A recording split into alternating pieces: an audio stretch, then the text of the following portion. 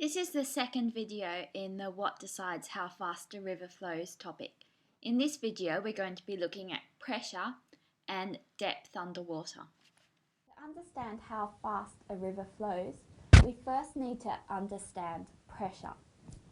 We're going to be considering how pressure changes with your depth underwater. You're probably aware that as a diver descends, the pressure increases and increases for the diver. That's because the weight of the water on top of the diver is increasing. We'll come back and look at the diver later, but first of all, let's consider what pressure actually is. Pressure can be calculated using the formula pressure is equal to the force applied over the area. The SI units for pressure is the pascals. Pressure is often also measured in atmospheres, which is the amount of pressure that the atmosphere is currently applying on us. So we've got one atmosphere acting on us at the moment, unless you're watching this video on top of a very high mountain, in which case there's less air above you and so the pressure will be slightly lower. So 1 atmosphere is equal to 1.01 times 10 to the 5 pascals. Other units for pressure that you may occasionally come across are millimeters of mercury, which comes about because of how barometers traditionally worked. We'll be looking at that later as well. You also have bars, and sometimes you'll hear pounds per square inch, which is again just referring to the force. Americans tend to measure force as the force is a weight force, and the weight force is measured in pounds, and square inches is the area. An everyday example of where you may have experienced pressures is when people wear stilettos. When people are wearing nice flat shoes and walk along a soft floor, they tend not to mark the floor because their weight force is distributed over the whole surface area of their foot. However, if somebody dresses up and wears stilettos, they dramatically decrease the surface area over which that weight force is applied. And so stilettos apply a very high pressure on the floor, and this can cause the floor to be marked as somebody in stiletto shoes walks along it. Let's calculate now the pressure applied in these two cases.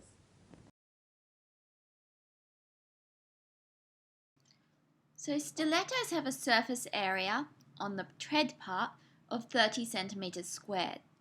Flat shoes have a surface area of 180 centimeters squared. Calculate the pressure applied on the floor by a 70 kilogram woman wearing each type of shoe. Okay, so to answer this, we're going to need to use the equation pressure is equal to the force over the area. Now the force in this case is just the weight force of the woman, so this is mg. So we've got that our pressure is equal to mg over the surface area. So all we need to do is substitute in for both cases. So let's do the stilettos over here. The pressure is equal to the mass of the woman, which is 70 kilograms, times little g, the acceleration due to gravity, which is 9.8, over the surface area. Now we're trying to keep everything in SI units. So surface area has units of meters squared, and this is in centimeters squared. To get from centimeters to meters, we need to divide by 100. To get from centimeters squared to meters squared, we have to divide by 100 squared, which is equal to timesing by 10 to the minus 4, because this is equal to 1 over 100 squared is 10 to the minus 4. So we can put this surface area as 30 times 10 to the minus 4. And so solving this one on our calculator, we get 2.29 times 10 to the 5 pascals. So that is quite a large pressure. That is a bit over double atmospheric pressure. So let's calculate for the flat shoes. In this case, pressure is equal to mg, which is 70 times 9.8 still, over the surface area, which is 180. And then to get it from centimeters squared to meters squared, we times by 10 to the minus 4. And solving this on the calculator, we get 0.38 times 10 to the 5 pascals. So much smaller. This one is around about 6 times smaller than that one. So, as we just said, the Earth's atmosphere applies 1 atmosphere of pressure on us. This is just due to the weight force of the air up above your head. Now, if you climb a high mountain, you get above some of that air. So there's less air up above you, and so there's less weight force being applied on you. So this means that as you climb a tall mountain, the pressure actually decreases. Now, this has some interesting effects on things like the temperature at which your kettle boils, which is why it can be very hard to brew a cup of tea at the top of a high mountain. The pressure is so low that the water tends to boil at a much lower temperature because it's much easier for the water to evaporate and form the water gas, and so it can be very hard to brew your tea without all the water evaporating. Height above sea level isn't the only thing which affects pressure. The weather can also affect pressure. When it's warm weather, the atmosphere is less dense, and so you've got less weight of air above you, and so the pressure is actually slightly lower. When we have very cold air, this air is more dense, as we saw in the hot air balloon topic, and so there's more weight of air above you, and so the pressure actually increases a bit. Now, this isn't quite as obvious as it sounds. On a hot day, the amount of atmosphere or the total mass is actually the same. It's just that on a cold day, we don't suddenly lose half our atmosphere just because the temperatures change. So what's actually happening is that on a hot day, sun's heating up the air. Here's the ground. And so as the air heats up, in the morning, the top of the atmosphere is here. It's heated up by the sun. By the time the sun's heated the atmosphere, the top of the atmosphere has actually been raised a little bit because it's become less dense, and so it's taking up more volume. And so what's actually happening is that the weight force of this air is slightly reduced because the gravitational force F is equal to G m1 m2 over r squared. Now, one of these masses is the mass of the Earth. So this is just the mass of the Earth. And for each of the particles in the atmosphere, this is just the particles in atmosphere. And now the distance from the center of the Earth to the top of the atmosphere, the average distance has actually increased, and so this means that the force has decreased, and this is just the weight force. So your weight force is increased, and then because pressure is equal to force over area, as the force decreases, the pressure decreases as well.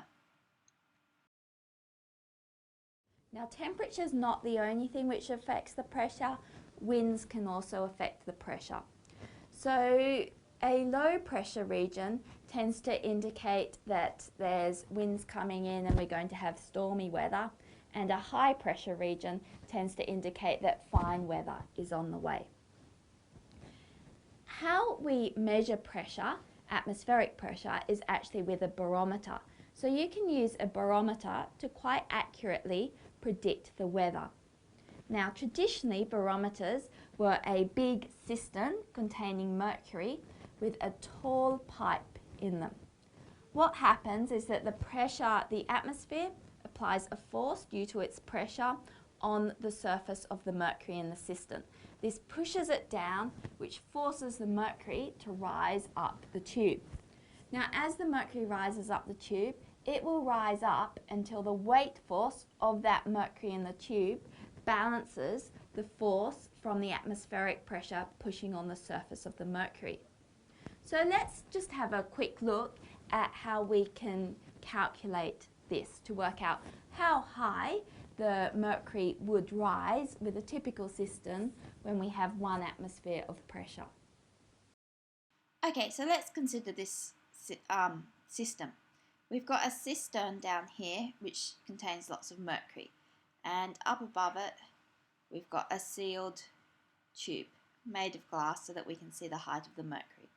So this is mercury in here. The density of mercury is equal to 13.534 grams per centimetre cubed, which is also equal to 13,534 kilograms per metre cubed. And we've got 1 atmosphere of pressure approximately acting down here, and this causes the mercury to rise in the tube. Now the pressure inside the tube here is 0 because we start off with a vacuum in the tube. So now the easiest thing to actually equate is the pressure at this point here. The pressures need to be in equilibrium. So the pressure, there's two things creating pressure at this point. One of them is the weight of mercury here. So we've got pressure is equal to force over area. In this case, it's mg on A, where m is the mass of mercury, and we know that that is equal to the volume times the density. We saw that in the hot air balloon topic. That's the mass times g on A, and this is some height h, and this tube here with a sealed end can have cross-sectional area A. So the volume is equal to AH, and so this is AH rho G on A, and these A's cancel out and we end up with H rho G. And so that's the pressure that this mercury up above is applying on this point. Now this pressure, which we have approximately 1 atmosphere applied here, is transmitted through the mercury to this point as well. So that pressure is caused by a force which is pushing upwards at that point. So that's actually called Pascal's principle, that if we apply a pressure to one point on a liquid, it actually increases the pressure throughout the liquid by that amount. So what we have is that the 1 atmosphere from the atmospheric pressure out here is transmitted through to here. So we've got 1 atmosphere is equal to this H rho G. And so now we can substitute everything in here to solve this to find H, the height that the mercury would rise to if we had 1 atmosphere of pressure.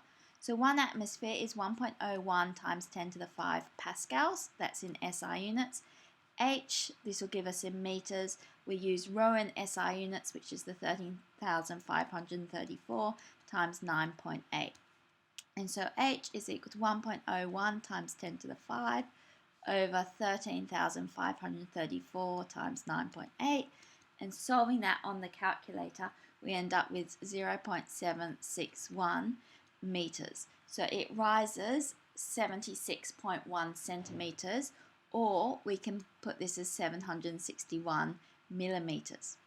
So this is where the units millimeters of mercury actually come in. 1 atmosphere is equal to 761 millimeters of mercury because it causes mercury to rise up one of these traditional barometers, 761 millimeters. So when people measure blood pressures, they typically measure them in millimeters of mercury. So you may know that resting blood pressure is meant to be around about 120 on 70 millimeters of mercury. So that's where those units come from. We'll be looking at blood pressure in a later video. Now that was traditionally how barometers were made, and they were very good at predicting the weather. But more recently, barometers have been made slightly differently. What I have here is another example of a barometer. So this barometer has a little silver container back here. Inside that container is a vacuum. As the pressure changes, because of the ideal gas law that we saw in the hot air balloon topic, PV is equal to nRT, as the pressure changes, the volume of this metal container actually changes a little as well. And as the volume of that chamber changes, it pushes against a spring which has gears and things which connect it to this needle here, And so this needle tells us what the pressure is, and in the barometer that tells us, around this barometer you can see we've got stormy, rain, change, fair and very dry. So it's warning us that there's a change of weather along the way. There's other units for pressure here as well. We've also got millibars and centimeters of mercury. So centimeters of mercury were the traditional unit for pressure because of that traditional barometer, the traditional way of measuring pressures. Let's now go back and consider what happens to the diver as he takes a dive. So as the diver descends, there's more and more water on top of him. So there's a larger and larger weight force acting on him, and so the pressure on him or her increases. Now the problem is that humans have evolved to live at 1 atmosphere of pressure. And so some things start to happen within the human body as that pressure increases. One of these things is that as the pressure increases, we get more and more of the nitrogen and oxygen from the air which you're breathing dissolved in your blood. So this can actually cause a bit of poisoning. So the nitrogen, that as you get more and more of that dissolved in your blood, you begin to feel euphoric, and then your judgment becomes impaired and you can get sleepy. With oxygen, if you get too much of that dissolved in your blood, you can get oxygen toxicity, which is where you're literally getting poisoned by the oxygen. So that's the problem as you descend. Divers use combinations of different types of gases to try and minimize this problem. The other problem happens when you ascend, so when you're going up. As you go up, the pressure decreases. And so the amount of the nitrogen and oxygen dissolved in your blood also decreases.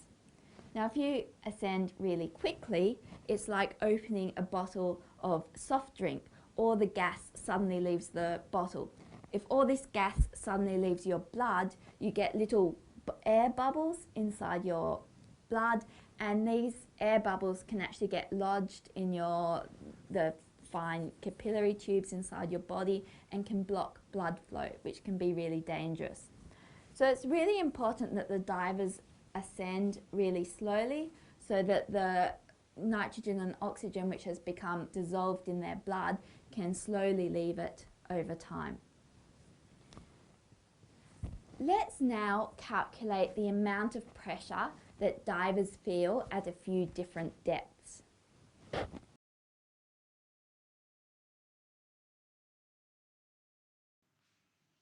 So calculate the pressure experienced by a diver at 2 meters, 10 meters and 100 meters below the surface. So to do this, let's imagine we've got our surface here and here's our diver. Now he's got some cross-sectional area A. Let's just model it by a rectangle. It really doesn't matter what shape it is. And there's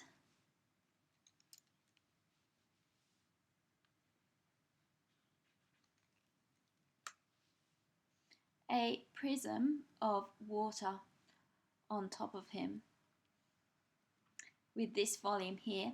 He's at some depth, let's call it H, and this has got cross-sectional area A. So this volume is equal to AH, and so the mass of water contained in this prism, which is the mass of water above the diver, is equal to the density times the volume, which is equal to the density times the cross-sectional area times the depth of the diver.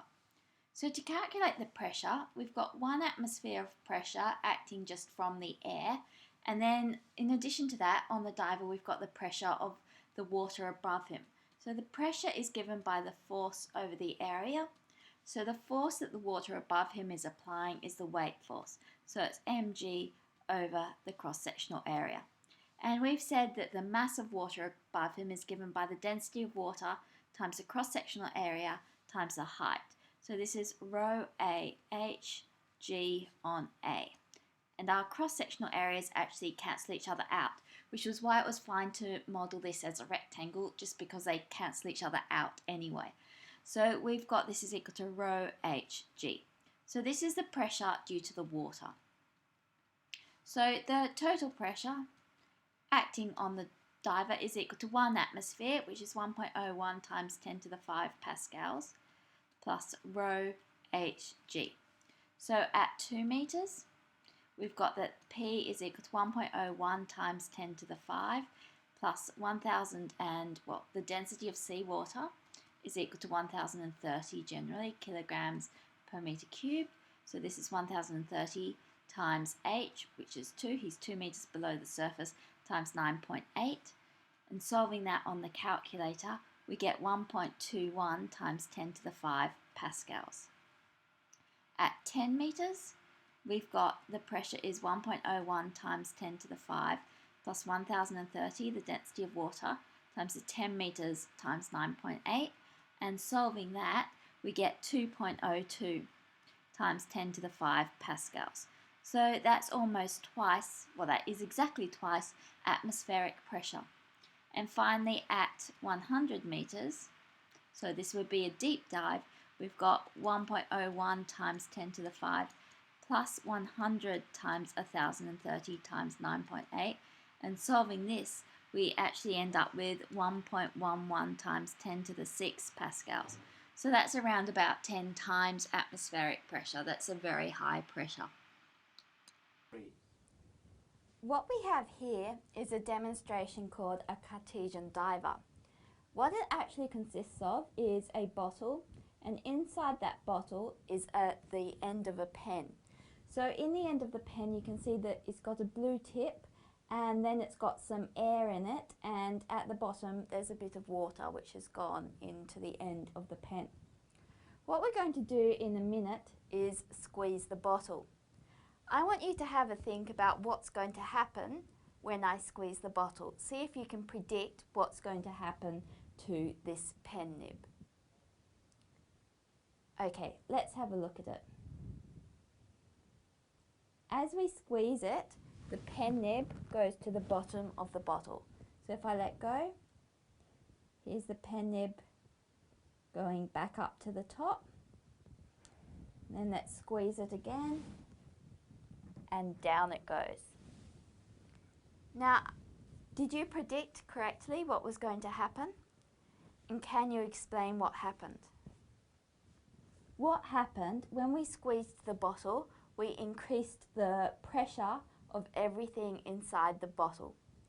Water's incompressible, so as we increase the pressure on the water, the volume of the water doesn't change. However, the air inside the pen nib is compressible. So when we squeeze the bottle, increasing the pressure on the air inside that pen nib increases, and so its volume decreases. And that means that more water flows into this pen nib, and so the pen nib actually becomes more dense than the surrounding fluid, and that causes it to sink to the bottom.